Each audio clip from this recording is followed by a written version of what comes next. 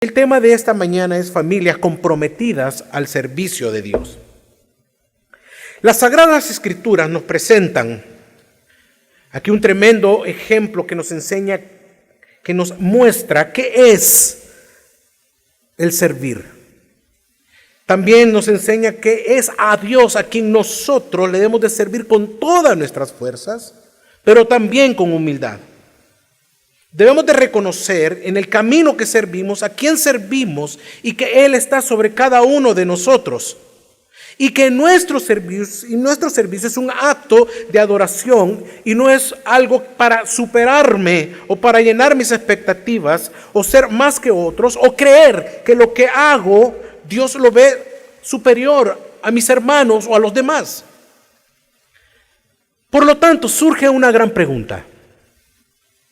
¿Debo servir? Y yo creo que automáticamente usted respondió. Y podría decir que un 90% dijimos y sabemos que su respuesta es sí, debemos de hacerlo. La iglesia es llamada a servirle. La iglesia es llamada a comprometerse con el Señor, a adquirir un compromiso y vivir bajo ese propósito de servirle, sabiendo que el servicio nos asemeja más a Cristo. El Señor quiere que entendamos lo que implica ser un siervo suyo y nos enseña este tema desde el Antiguo Testamento. Y brevemente vamos a estudiar cómo es que Dios nos muestra, nos enseña que le debemos de servir desde tiempos antiguos. Vamos a ver cómo el pueblo de Israel le sirve al Señor. En el Antiguo Testamento nos da las bases acerca de cómo servir y cómo debemos de hacerlo para nuestro Salvador. Para comprender mejor el texto que vamos a estudiar, que ya lo vamos a leer, quisiera que brevemente veamos lo que Dios le pide a su pueblo y cómo es que le va a servir. En la historia del Éxodo, esto comienza con el pueblo de Israel siendo sirvientes, siendo esclavos de un amo extranjero. En Éxodo capítulo 1, versículos del 12 al 14, dice de la siguiente manera. Éxodo 1, capítulo 1, versículos del 12 al 14. Pero cuanto más los oprimían, tanto más se multiplicaban y crecían, de manera que los egipcios temían a los hijos de Israel. Y los egipcios hicieron servir a los hijos de Israel con dureza. Y amargaron su vida con dura servidumbre en hacer barro y ladrillo, y en toda labor del campo y en todo su servicio, al cual los obligaban con rigor. Pero cuando se le aparece a Moisés, el Señor le dice que ha escuchado el clamor de su pueblo y es ahí donde inicia el proceso para liberarlos de la esclavitud que fue impuesta por Faraón. Y este hombre, o sea, este Faraón, no conocía a José. Acá es cuando inicia una actividad redentora de parte del Señor a escuchar a su pueblo. Pero no solo escucha ese clamor, sino que, si usted se recuerda, en la zarza ardiente le dice a Moisés que debe enfrentar a Faraón, y no solo lo va a enfrentar, sino que también va a sacar a su pueblo de Egipto, a los hijos de Israel. Por lo tanto, en Éxodo capítulo 7, 2 capítulos después, versículos del 7 al 10, dice así: dijo luego Jehová, bien he visto la aflicción de mi pueblo que está en Egipto, y he oído su clamor a causa de sus exactores, pues he conocido sus angustias, y he descendido para librarlos de mano de los egipcios, y sacarlos de aquella tierra a una tierra buena y ancha, a tierra que fluye leche y miel, a los lugares del cananeo, del eteo, del amorreo, del fereceo, del heveo y del jebuseo. Versículo 9. El clamor, pues, de los hijos de Israel ha venido delante de mí, y también he visto la opresión con que los egipcios lo oprimen. Ve por tanto ahora y te enviaré a Faraón, para que saques de Egipto a mi pueblo, los hijos de Israel. Vemos cómo Dios redime a su pueblo.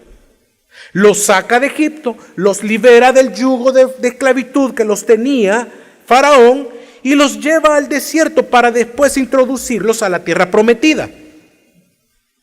Pero ojo, no los deja allí en el olvido o los ignora, y mucho menos para que ellos fueran independientes, autónomos, autosuficientes, o para que hicieran lo que ellos les viniera en gana.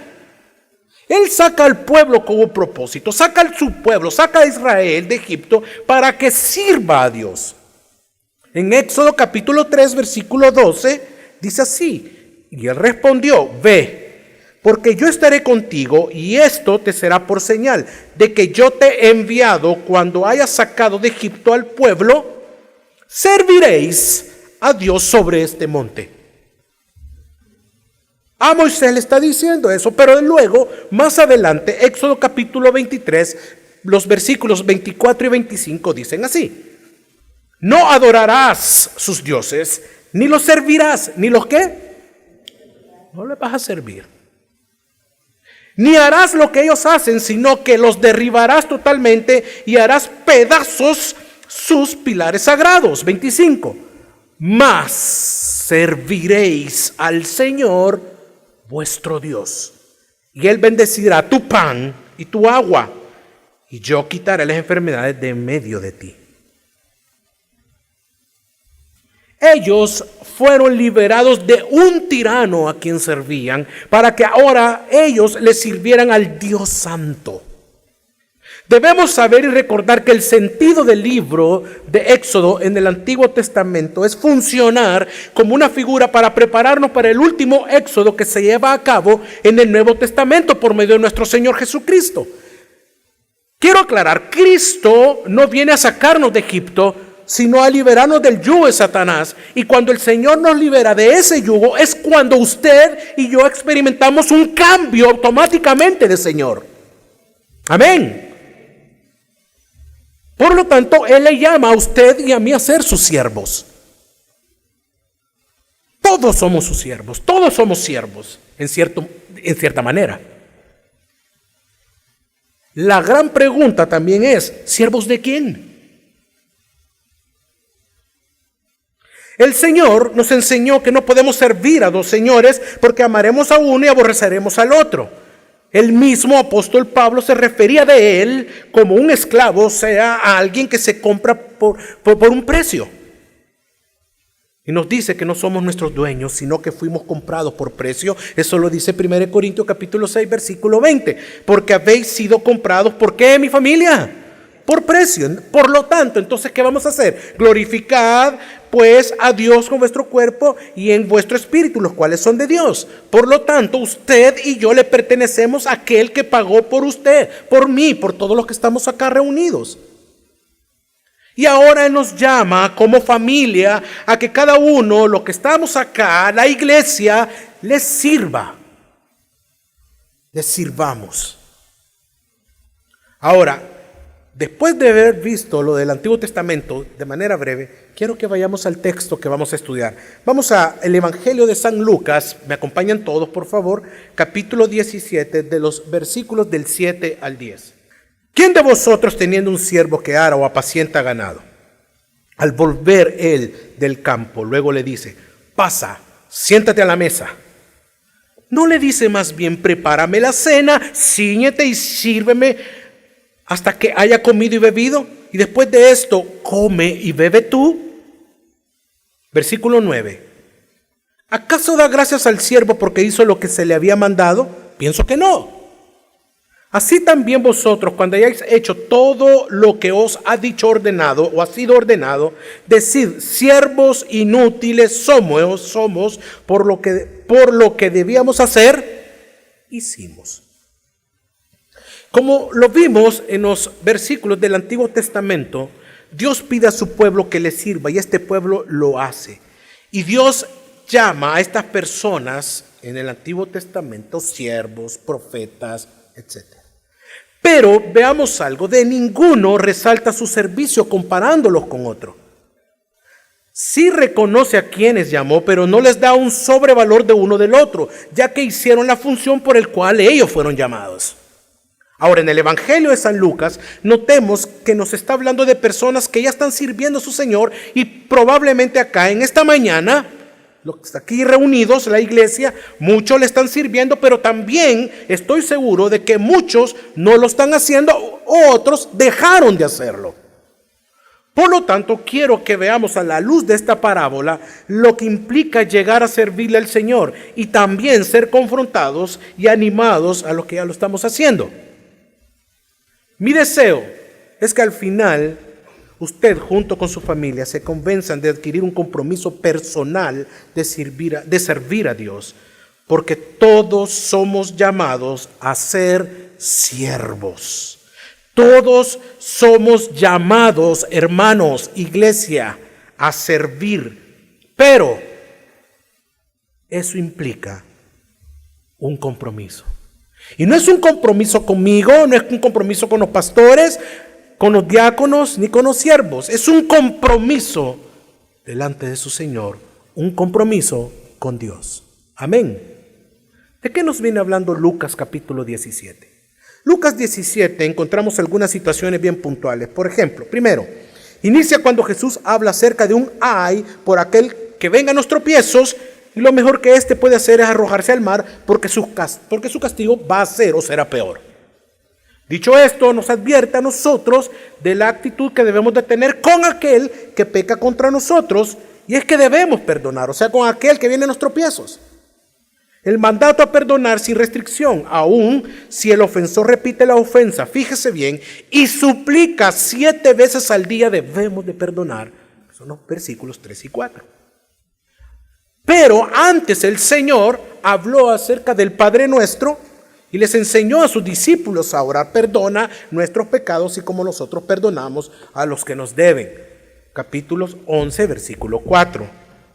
Hermoso texto que nos habla acerca del perdón, que necesitamos el perdón siempre y por eso todos debemos de perdonar.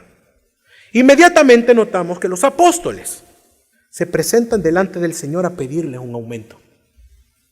Vienen los apóstoles y dicen: necesitamos un aumento. ¿De qué? ¿De comida?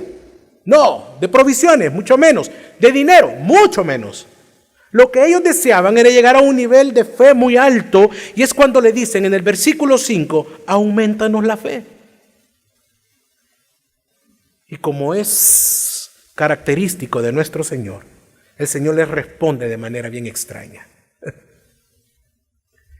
Les hace la mención de cómo debería ser su fe y les cuenta la historia de un siervo que vuelve del campo cansado después de terminar de trabajar. A partir de ahí veo características de un siervo que adquiere un compromiso de servir fielmente a su amo. Y es lo que vamos a estudiar. Veamos cómo un creyente o cómo es un creyente comprometido con Dios. ¿Cómo debe ser usted comprometido con el Señor? Veamos, el creyente comprometido conoce a quién sirve. Los versículos 7 y 8 siempre de Lucas 17 dice así: ¿quién de vosotros, teniendo un siervo que ara o apacienta ganado, al volver del campo, cuando le dice: pasa, siéntate a la mesa, no le dice más bien: prepárame la cena, cíñete y sírveme hasta que haya comido y bebido, y después de esto come y bebe tú? ¿Qué significa todo esto? El versículo 7, vemos al siervo. ¿Qué hace el siervo? El siervo lo vemos arando, trabajando bajo el duro sol en el campo. El versículo dice que ese señor o amo tiene un siervo. Significa que ese siervo no es alguien que acaba de tomar una responsabilidad, es alguien que en su momento adquirió esa responsabilidad más grande de servirle. ¿Pero por qué? Solo hay una respuesta. Porque es su siervo, nació para eso, nació para ser siervo, para servir. Ese es su propósito, le pertenece a ese Señor. El siervo comprometido conoce quién es su amo, quién es su Señor, y también conoce cuál es su lugar delante de ese amo. Porque sirve sin esperar recompensas terrenales ni halagos de hombres. Por lo tanto, ese siervo sabe quién es él y lo que su Señor espera de él.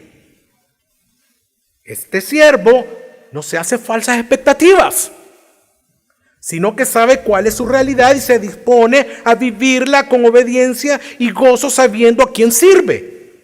Y por lo tanto está convencido que servir es dar.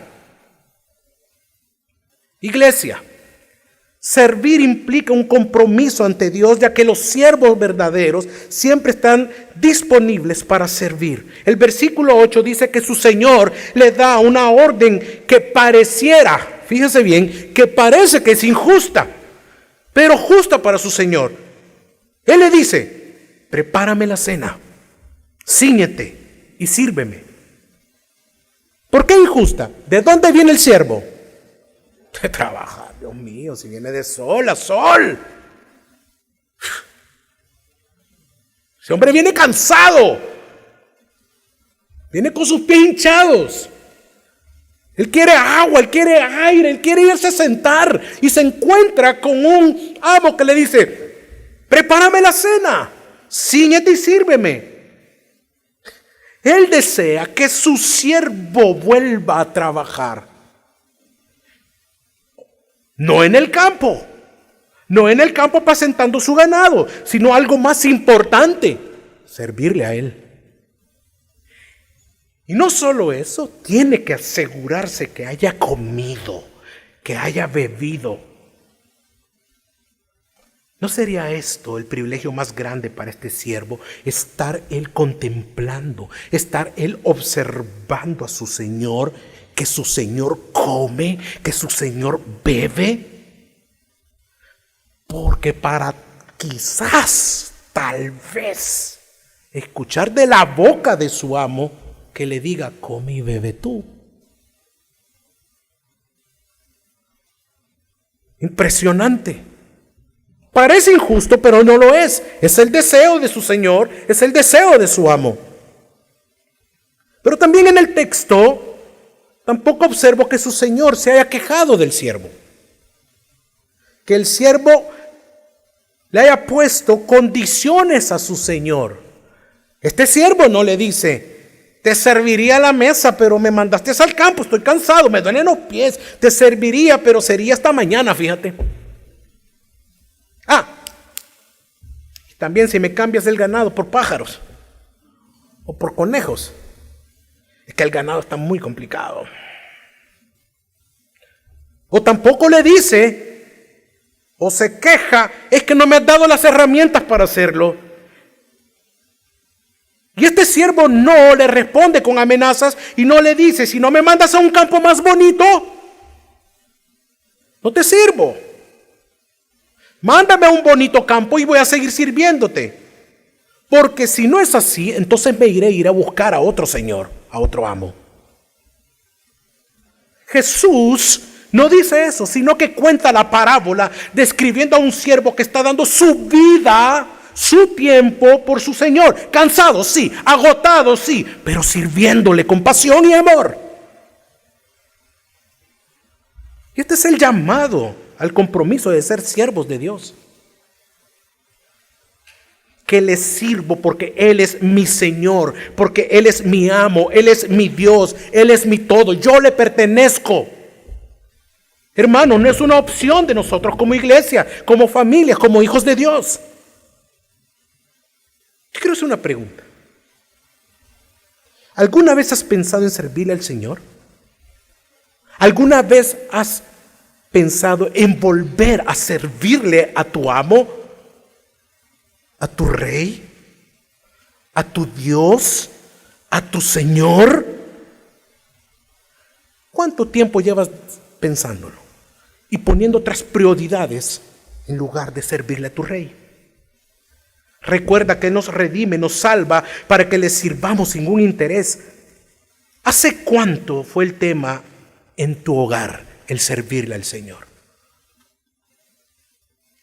¿Le hablas a tus hijos? ¿Le hablas a tu esposa? ¿Ministras a tus hijos? ¿A tu mujer del privilegio de poder servir en tu iglesia local? No, pastor.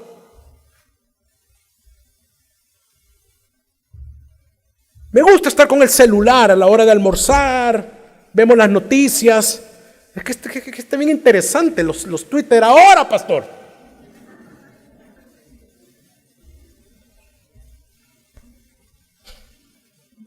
Y hablamos más de lo que está pasando, de que se le ordena que en lugar de estar hablando de las cosas que nos concierne como el reino de Dios. Probablemente quizás nunca has tocado ese tema en la cabeza, en tu casa, en tu familia. ¿Por qué será? ¿Será que ni a ti te importa? ¿Que a ti no te interesa?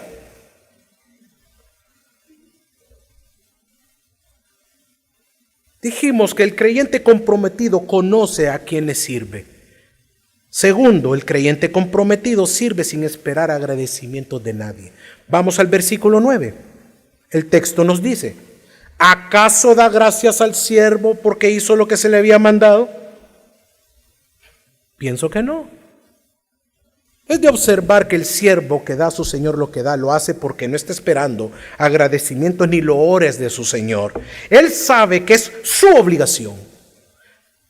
Él sabe que es su privilegio. Él sabe que es un honor servirle y no se queja o se entristece cuando no le dan las gracias. Y es triste ver la frustración de tantos hombres y mujeres en la iglesia, en general, no solo en gracia sobre gracia, me refiero en general, que sirven esperando reconocimientos de alguien. No, pastor, yo no, yo le sirvo, yo sé que le sirvo a mi Señor, pero yo no, usted está equivocado. Ok, qué bueno, pero quiero decirte que muchos no lo dicen abiertamente, pero su actitud demuestra otra cosa. Cuando vemos que nadie reconoce ese trabajo, quizá no deseando la palmadita en la espalda, ¿verdad?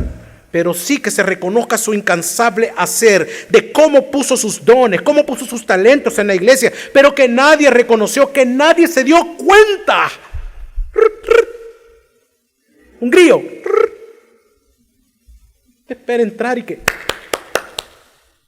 Qué lindo, cómo traba. No, nadie se dio cuenta. Y usted le habla a la gente esperando que le digan: ¿tú fuiste que lo hiciste? Y la gente... pasa, mira, no pasa nada. Pero usted busca que lo reconozcan por sus talentos en la iglesia. Nadie lo reconoce, nadie se dio cuenta lo que él hizo, por lo tanto se frustra, se resiente, pero no se da cuenta que su corazón está lleno de orgullo y arrogancia. ¿Sabe por qué? Porque él ha puesto su mirada, como dice el texto, al ojo. Aún viendo lo que nos enseñan las Sagradas Escrituras. Acompáñame a Colosenses capítulo 3, versículos 22 y 24.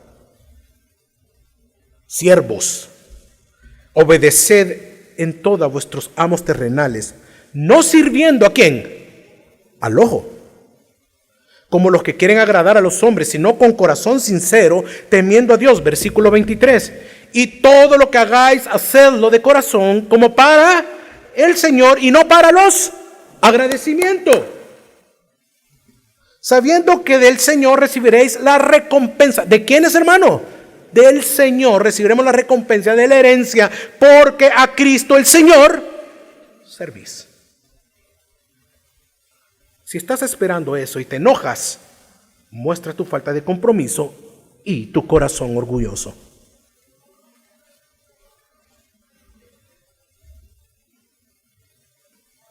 Hermano, servirle a Dios implica eso. No es un agradecimiento humano el propósito por el cual servimos. Nuestro propósito es la gloria de Dios. Que Él sea glorificado, no usted, no yo, nadie. Aunque, fíjese, Dios es misericordioso y nos muestra en su palabra las coronas que tiene reservada para aquellos que le servimos, para aquellos que le somos fieles. Tenemos que entender que Él nunca nos dio esperanza de que aquí en la tierra tendremos que esperar algún tipo de recompensa o algún tipo de distinción humana. De eso trata el compromiso que adquiero cuando yo decido servirle con mi familia. No esperar el reconocimiento de nadie. Sé a quién le sirvo, quién es mi Señor, de quién he recibido, quién lo bendice a usted. Por lo tanto, de Dios viene. Pero el propósito no le servimos porque vamos a recibir algo. Es porque Él es Dios, Él es nuestro Señor, Él es nuestro Salvador. Y le servimos incondicionalmente. Amén. Así es. Tercero, El creyente comprometido sirve, consciente que es inútil. Versículo 10. Así también vosotros, cuando hayáis hecho todo lo que os he ordenado, decid, siervos inútiles somos, pues lo que debíamos hacer, hicimos. Cuando leemos esta parábola nos da la impresión de que la actitud del amo se contradice con lo que Jesús viene hablando y afirmando 5 capítulos atrás, como por ejemplo en el capítulo 12, siempre de Lucas, versículo 37, dice, bienaventurados aquellos siervos a los cuales su Señor cuando venga halle velando. De cierto os digo que se ceñirá y hará que se sienten a la mesa y vendrá a servirles. No se contradice en lo absoluto la palabra de Dios. La palabra de Dios es inerrante. Amén. ¿Por qué los siervos que habían hecho todo lo que se les había ordenado tendrían que ser llamados inútiles? Es una gran pregunta. La palabra inútil en otras versiones aparece traducido como servidores, somos solo siervos o pobres siervos. O sea que el texto diría, pongamos atención, así también vosotros cuando hayáis hecho todo lo que os ha sido ordenado, decid, somos solo siervos, solo sirvientes, solo un sirviente soy, o solo sirvientes. Pues lo que debíamos de hacer, hicimos. Para entender un poco esta palabra, inútil, debemos de ver el contexto histórico y ver las relaciones entre amo y esclavo en la antigüedad del Medio Oriente. Estas relaciones no se basaban en el agradecimiento mutuo, sino a la sumisión de la autoridad del amo o dueño. Y que el hacer era parte del carácter y de la vida de un siervo. Cuando el Señor pregunta, ¿acaso da gracias al siervo porque hizo lo que se le había mandado? Obvio. El Señor sabía, al igual que usted, yo y aquellos que estaban escuchando, de que la única respuesta era ¿qué? ¿Era qué, mi hermano? No, un rotundo no. Porque entonces se perdería el significado de la parábola. Por lo tanto, ese siervo al hacer lo que se le pidió, no dejó de ser un servidor, un pobre siervo. Su función la realizó. Jesús no dice que apacentó mal el ganado. Él no se queja que hizo malas cosas, no. O lo peor, que no lo hizo. No se queja de eso, ni tampoco lo exalta por lo que él hizo, el siervo. ¡Wow! Apacentó el ganado. Aró la tierra. ¡Qué grande eres! No, no fue así.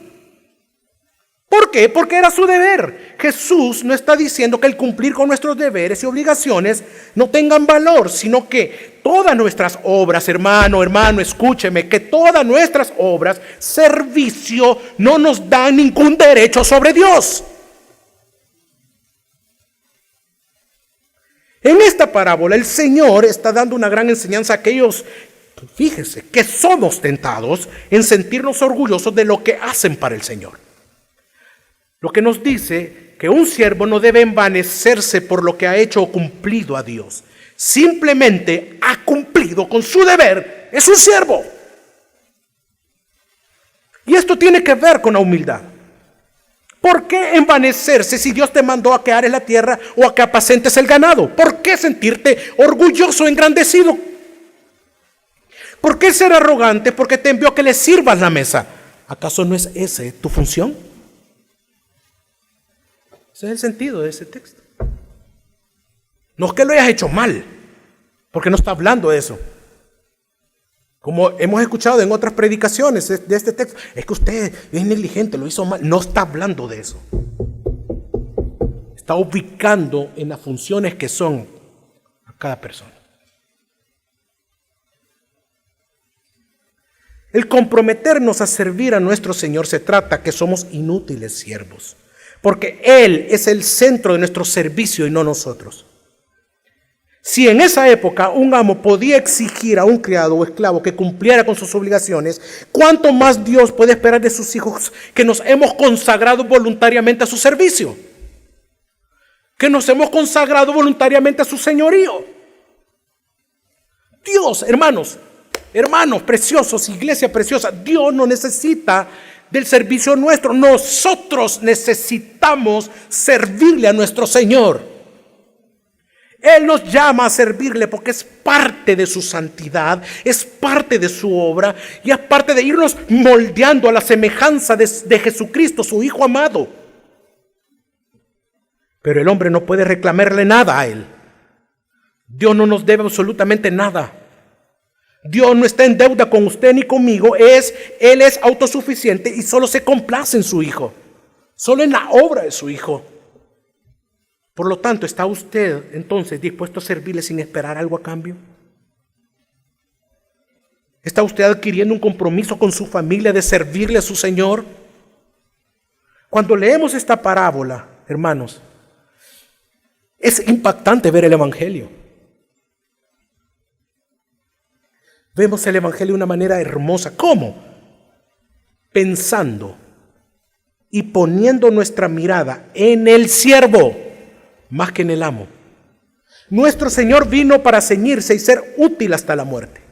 Su sacrificio redentor fue el mayor servicio para nosotros, como lo dice Mateo 20:28. Como el Hijo del Hombre no vino para ser servido, sino para servir y para dar su vida en rescate por muchos. ¡Wow! ¿No le impacta ese texto? ¿No retuerce su espíritu ese texto? Dios mismo vino a servirnos para dar su vida por rescate por usted y por mí. No valíamos nada.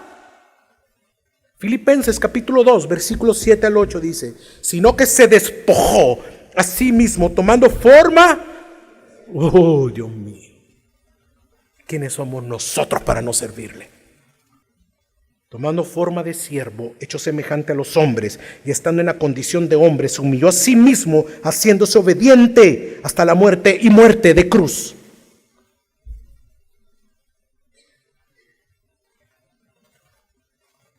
Hay que sirvan otros. Ay, yo no, es que la iglesia es demasiados servidores, hay que sirvan otros. Es que ellos son los llamados, todos somos llamados. Por lo tanto, ¿cuáles son los compromisos que adquiero al servir al Señor? Si usted quiere servir, tiene que ser miembro de la iglesia, ser miembro de esta iglesia. Y tenemos las clases de membresía. Por lo tanto, ¿cuáles son esos compromisos? El creyente comprometido procura ser íntegro viviendo bajo la verdad. Integridad, hermanos, es sinónimo de rectitud y justicia, ser completo, ser cabal, puro y honesto. Y esta es una cualidad propia del corazón del hombre que desea agradar a Dios por medio de su servicio cristiano. Ya que Dios, nuestro Señor, no acepta de ninguna manera que sus hijos actúen fuera de esto. Esta es una cualidad que solamente, es cierto, sabemos que pertenece a Dios, pero también es dada a los hombres para que hagan y que podamos hacer su voluntad. ¿Cuál es el propósito por el cual desea servir entonces? ¿O está sirviendo? ¿O despertó en este momento el deseo de servirle? ¿Por qué? Como escucho en algunos hermanos, y que me alegro, ¿por qué deseas? ¿Cuál es tu propósito de ser pastor? ¿Por qué quieres ser diácono? ¿Por qué quieres un ministerio o servir en un ministerio específico? ¿Por dinero? ¿Por lograr una meta personal? ¿Porque te reconozcan y vean? ¿Para demostrar a los demás cuán espiritual eres? ¿A tus hijos, a tu esposa, a los pastores, a tus amigos, etcétera? Hasta en esto debemos de ser íntegros y actuar con verdad. Ser íntegro te lleva a ser verdadero con los demás y contigo mismo y delante del Señor. Pues va a revelar y revela tu verdadera intención al servirle. Familia, hermanos, Dios nos está llamando a servirle de esa manera. Segundo, el creyente comprometido vive consagrado al servicio de su Señor. Una vida consagrada a Dios significa que tú, tu esposa e hijos están apartados para Dios, son exclusivos de Dios. Amén. Tu vida y la de tu familia es como ese siervo de la parábola que está consagrado a su amo, no importando lo que le manda hacer y qué campo ir, y si es ganado o elefantes a apacentar. No importa. Mi familia y yo te servimos. El siervo de la parábola sabía que estaba apartado para el servicio de su amo, de su señor, y no le iba a importar cómo fuera y dónde fuera ese servicio. Estaba consagrado a él. Ahora, de algo sí quiero que usted sepa, que estamos conscientes y entendemos que muchos no pueden hacerlo dentro de su iglesia local por muchas razones. Y algunas de ellas son razones fuera de su control.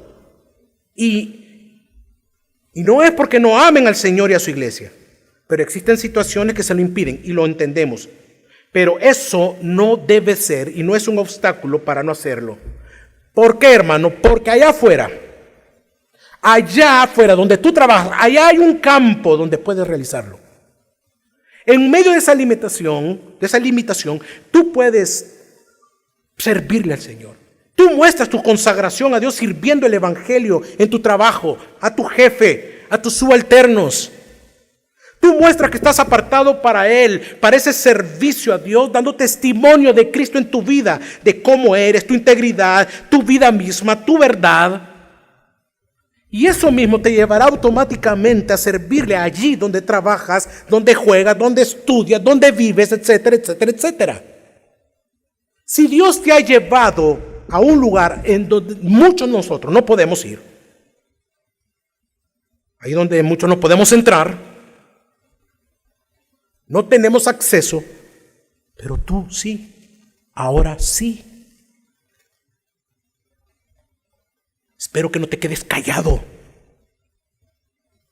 Espero que por la imagen que quieras mostrar y la persona quien está ahí, te avergüences de hablar el evangelio. Tú estás llamado a servirle a Dios en ese lugar. Porque yo, ni los pastores, ni el pastor Carlos tenemos acceso para ese lugar. Pero tú sí. Sírvele. No te avergüences del evangelio. Allí debes dar a conocer a tu Salvador quién es Dios, quién te redimió, quién te salvó. No te calles. Y cualquiera de nosotros, en el lugar donde estemos, le podemos servir al Señor. Yo recuerdo, ya lo he contado acá, que mi hijo Santiago tenía 3 años. Y le pregunto yo a Santi, ¿qué quieres ser tú cuando seas grande? Y yo en mi pensamiento me va a decir que quiere ser astronauta, quiere ser pastor, evangelista. Él va a querer ser un ingeniero robótico, un ingeniero que invente el nuevo rayo láser, que haga aquí, que haga allá, o sea, que yo queda. Vendedor de coco, papá.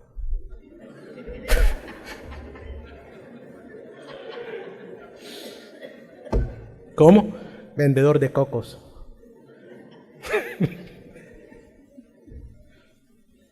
Bueno. En la casa pasaba una persona que vendía cocos. Vendo cocos. Y él se le había quedado, quiero vender cocos.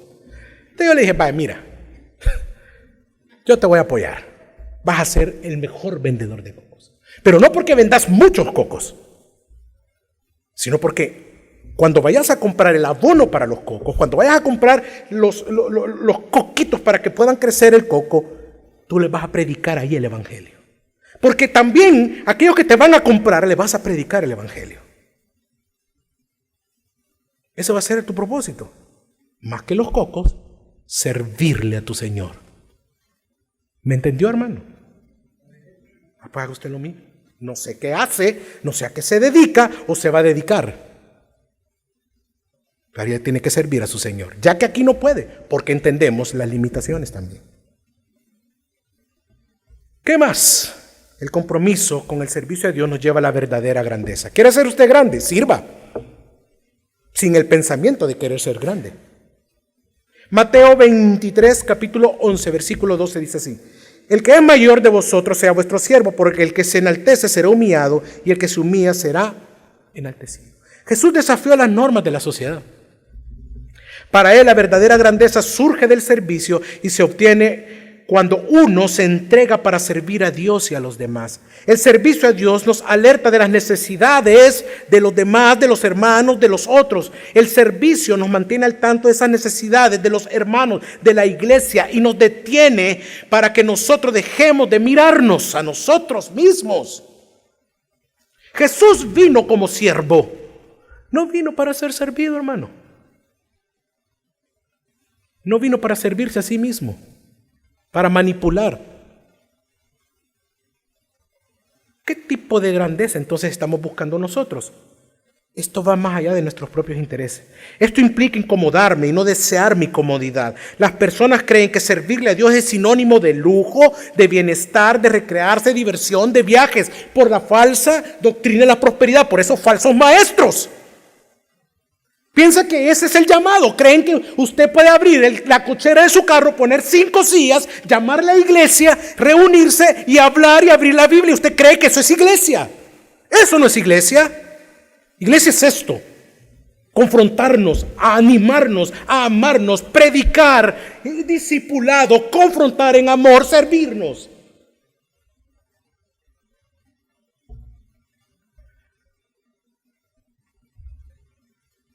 Esto implica dejar a un lado mi tiempo y mi comodidad. Se paga un precio para servirle al Señor. Y eso de servirle a los demás requiere de un gran precio. Servirle con amor a tu prójimo. Servirles el evangelio. Quiero contarles, unas semanas me reuní con una hermana de nuestra iglesia y ella nos contaba cómo con su esposo llegaron a los pies del Señor.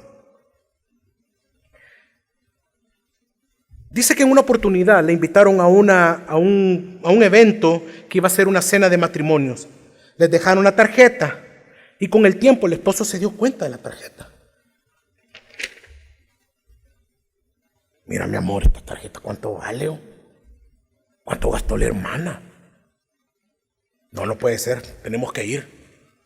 Entonces ellos fueron porque la tarjeta costaba mucho dinero.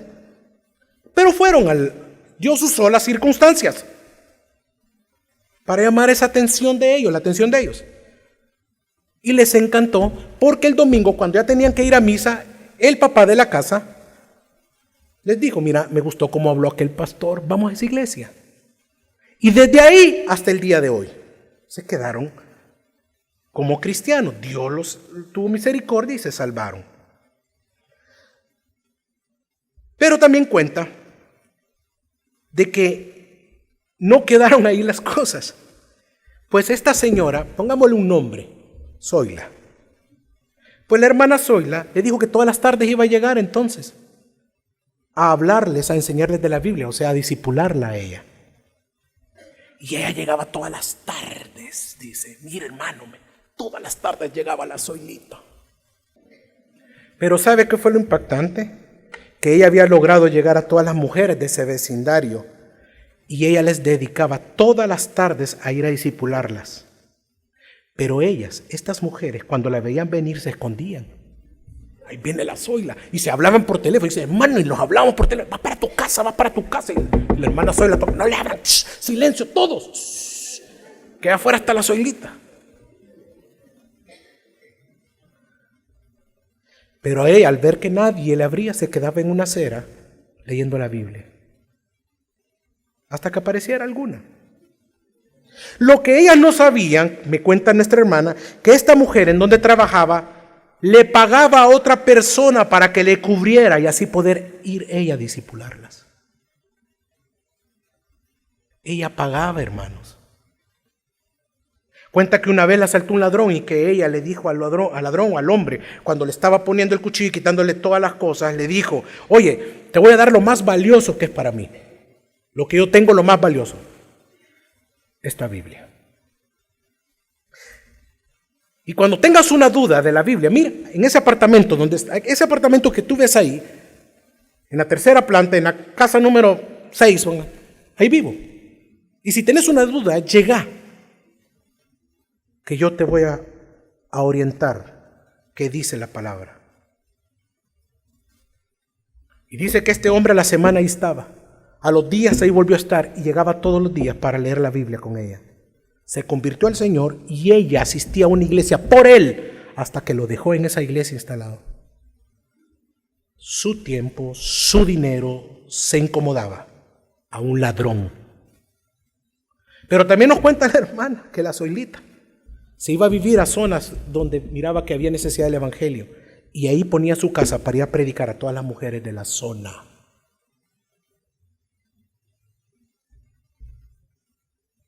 Hoy en día se ha perdido ese amor por servirle al Señor. Hoy ya no queremos venir temprano, ya no queremos servirle en nuestros ministerios. Hoy ya es servirle una carga al hermano. ¿Sabe por qué? Porque nuestros intereses han sido trastocados. Ya no está esa pasión por servirle a tu Señor.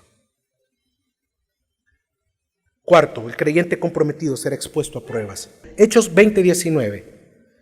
Sirviendo al Señor con toda humildad y con muchas lágrimas y pruebas que me han venido por las acechanzas de los judíos. Hermanos, vendrán las pruebas. Sus amigos se van a burlar de usted. Usted dejó de servirle hace tiempo.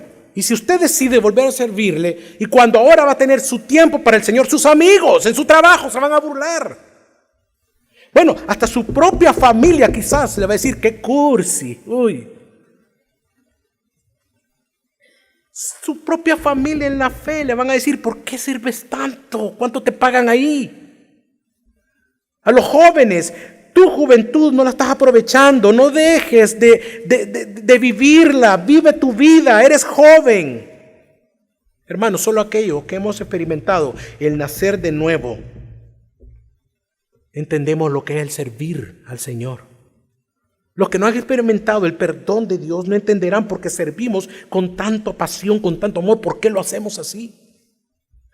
Pero también hay padres que prefieren que sus hijos vayan a fiestas, vayan a discotecas, salgan en las noches para que disfruten su juventud en lugar de dejarlos venir a los cultos de jóvenes, en lugar de dejarlos que les sirvan al Señor, en lugar que se disipulen, prefieren eso. Pero también así sucede con muchas esposas. Yo conozco de esposas, de mujeres que han orado por años por sus esposos para que se convierta, y cuando Dios los salva, despierta en el corazón de ese hombre un deseo de servirle, una pasión por él impresionante, pero irónico, hermanos, porque ahora son esas mismas mujeres que oraron por su conversión, ahora son esas mismas mujeres que le dicen y le reclaman, solo en la iglesia querés vivir, porque ya no me dedicas tiempo. ¡Wow! Hermanos, todos soportemos la prueba. Van a venir pruebas por servirle al Señor como familia. Nos dirán cosas para avergonzarnos del Evangelio de Dios y así dejar de servirle. Y quinto, voy casi terminando, el compromiso como familia de amar y servir en su iglesia local. No menosprecie su casa. No sea indiferente a su llamado acá en esta iglesia.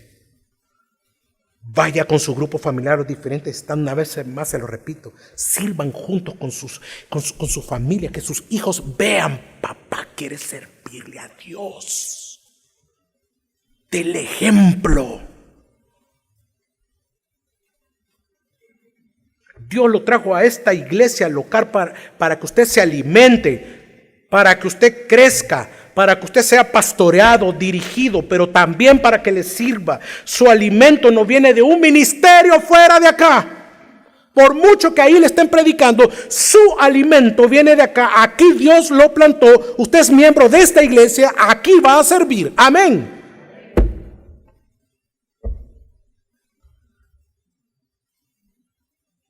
Pastor, pero usted ya dijo que no tenemos tiempo. También le sirvo. Bueno, hay una manera también de servirle. Sea generoso con sus ofrendas. Ay, no. Ya, vamos, está bien. Ya me tocó lo tierno este pastor. Pisto va a decir. ¿Sí?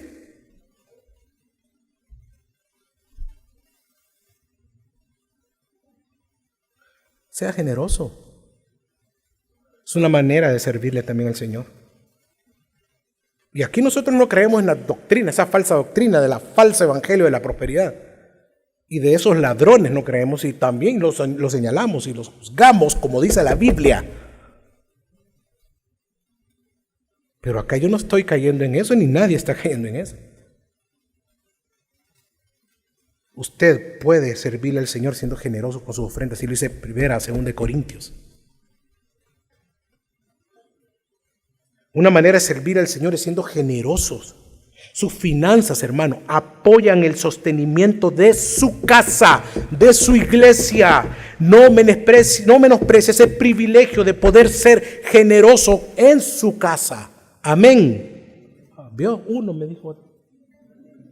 Y así bien suavecito, todavía los dos. Amén. No se preocupe, no es una cuestión que usted me diga amén o no, recibir un feedback. No. Es algo que va a su conciencia. Y por último, el creyente comprometido sirve con el propósito correcto. ¿Cuál, pastor? Para la gloria de Dios. Glorificar y honrar a Dios es mi principal propósito. Honrar y glorificar a Dios es su principal propósito. Antes de decidir servirle, debemos tener la conciencia de que mi propósito principal es su gloria antes de cualquier persona, antes de cualquier ministerio, antes de cualquier cosa. En base a esto surge una pregunta: ¿cuál es el propósito para la vida en Cristo? ¿Cómo honro y glorifico a Dios cuando yo o mi familia le vamos a servir? 2 Corintios capítulo 5, versículos del 9 al 10. Yo le pido que lo busque y que lo subraye y tenga usted ese texto hasta el día que se muera. Por eso, ya sea presentes o ausentes, ambicionamos serle. ¿A quién?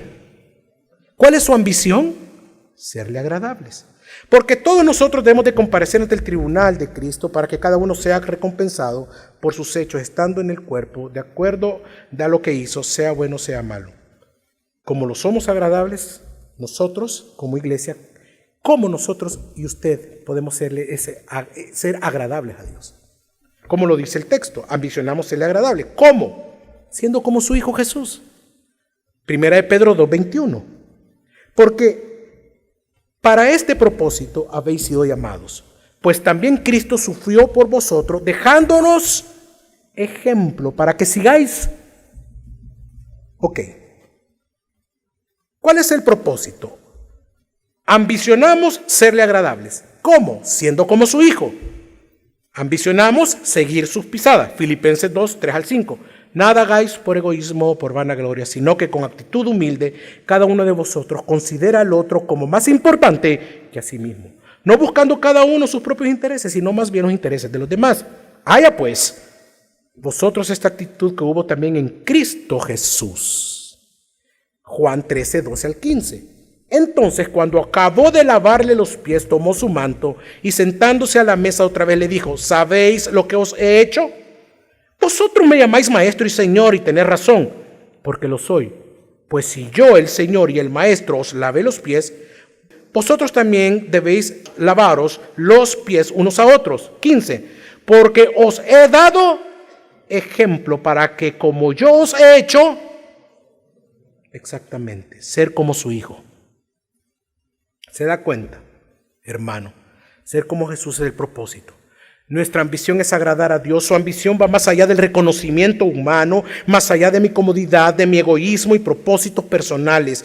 Tu ambición, tu ambición como familia, en tu vida personal más grande es serle agradable a Él. Es por eso que la actitud del siervo de la parábola es la correcta. Su ambición era ser agradable a su Señor y amo.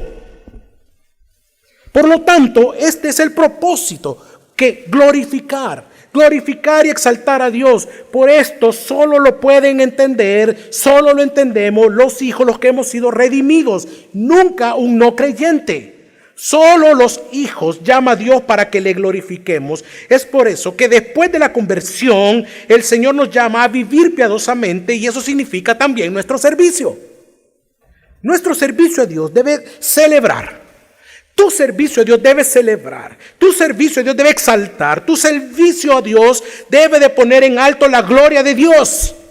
Por eso es que también nos salvó. Si leemos la Biblia con conciencia, veremos que Dios proclama que todo cuanto Él hace, lo hace para proclamar su gloria. Y eso incluye nuestro servicio. No hay ningún otro propósito, primero por encima, que no sea la gloria de Dios. Si no le has servido como familia, debes de pedir perdón a Dios porque has vivido para tu propia gloria. Así que, hermanos, Vivamos para la gloria de Dios. Sirvámosle como familia. Y a las personas que nos acompañan por primera vez, que están acá, Jesús nos dio el mayor ejemplo de servicio y fue dar su vida por ti y por mí. Solo Él puede perdonar tus pecados. Cree en Jesús como tu único Dios verdadero y que solo en Él puedes encontrar el perdón de todos tus pecados.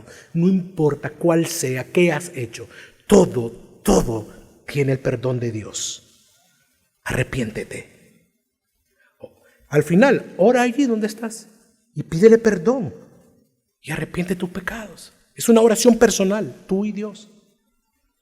Y después, no dejes de congregarte y haz de esta iglesia tu familia, tu casa. Y te acompañaremos en este camino, si es posible, hasta que regrese nuestro Señor. Deja que te sirvemos y que te cuidemos a ti y a tu familia. Amén. Iglesia, termino con esto. Levantémonos de esa comodidad y apatía. Levantémonos de ese orgullo y vamos, todos como familia, al servicio de Dios. Usted como hombre de casa, anime y ministre a su esposa. Ministre a sus hijos que le sirvan como familia a nuestro Señor, único Salvador, Señor Jesucristo. Ya es tiempo que en su casa se haga vida aquel versículo que dice en Josué 24:15. Pero yo y mi casa serviremos al Señor.